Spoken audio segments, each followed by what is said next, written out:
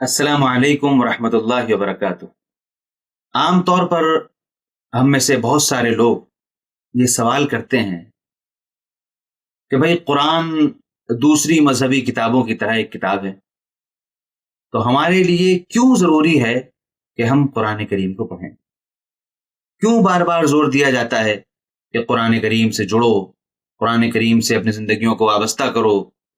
اس پر بار بار توجہ کیوں دلائی جاتی ہے؟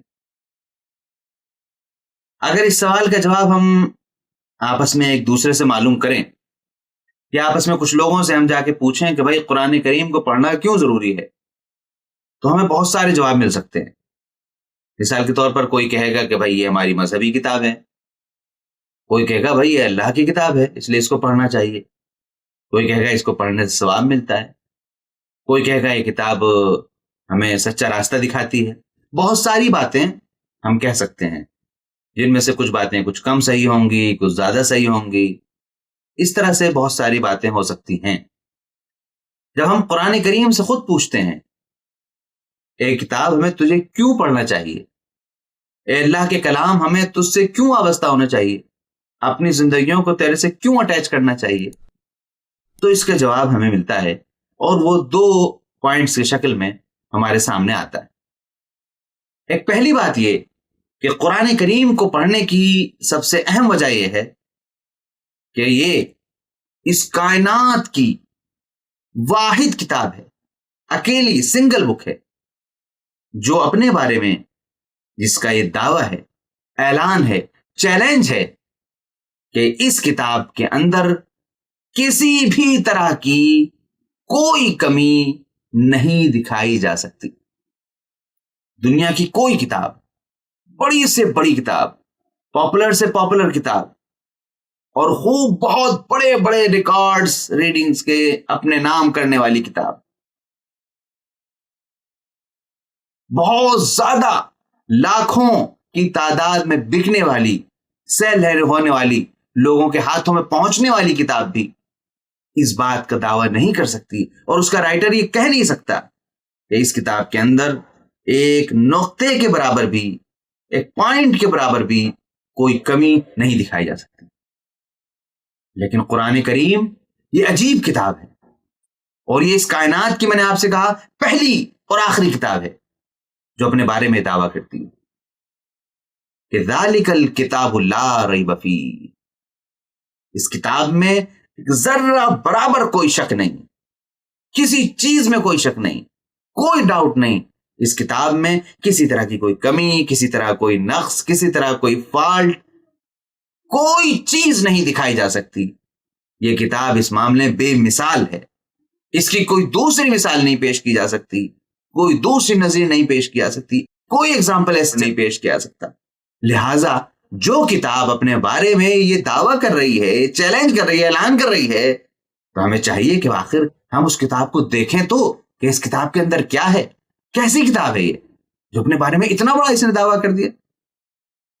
اور دوسری وجہ قرآن کریم کو پڑھنے کی وہ یہ ہے کہ مثال کے طور پر ہم لوگوں کی اپنی زندگی کی بہت ساری ضرورتیں ہوتی ہیں، کھانا، پینا، کمانا، بزنس کرنا، جاب کرنا، پڑھنا، گھومنا پھرنا، یہ سب ہماری زندگی کے حصہ ہیں، اور یہ سارے کام ہماری زندگی سے جڑے ہوئے ہیں۔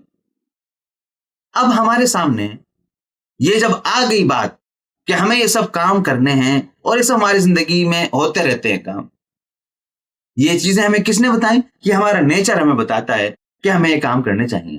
لیکن قرآن کریم یہ ایک ایسی کتاب ہے جو ہماری پوری زندگی کے بارے میں، زندگی کے جو کام میں نے بھی آپ کے سامنے پیش کیے ہیں، ان تمام کاموں کے بارے میں صرف یہ کتاب ہے جو زندگی کے ہر گوشے کو، ہر فیلڈ کو ٹچ کرتی ہے، اور ہماری گائیڈنس، ہماری رہنمائی کرتی ہے کہ تمہیں یہ کام اس طرح کرنا چاہیے، تمہارے زندگی کی یہ جو ضرورتیں ہیں وہ اس طرح سے پوری ہونی چاہیے۔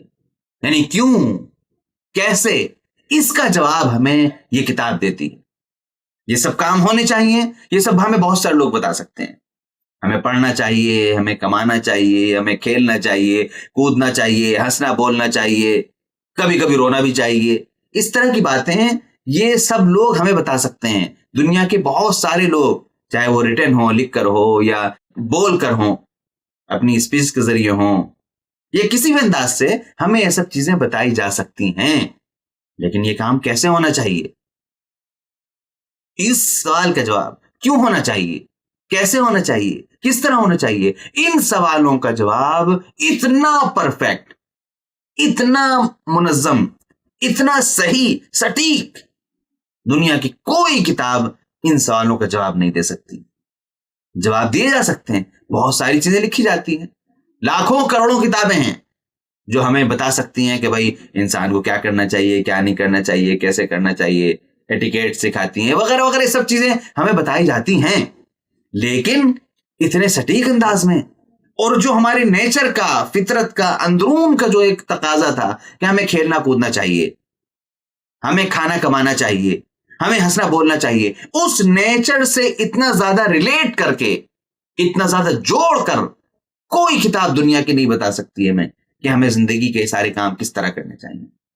نیچر سے اتنا زیادہ جوڑ کر، ہمارے نیچر سے اتنا زیادہ جڑے ہوئے انداز میں، اتنے اٹیچ انداز میں ہمیں کوئی اور کتاب گائیڈ نہیں کر سکتی. یہ دو بنیادی وجہ ہیں. اور یہ بات ہمیں کہاں سے پتہ چلی؟ میں نے جیسے آگے آپ کے سامنے پڑھا، ذالک الکتاب لا ریب فیہ، قرآن کریم نے خود ہی کہا ہے کہ اس کتاب میں کوئی شک نہیں. ایک غضب کا، بے مثال قسم کا ایک چیلنج قرآن نے کیا، اعلان کیا اپنے بارے میں.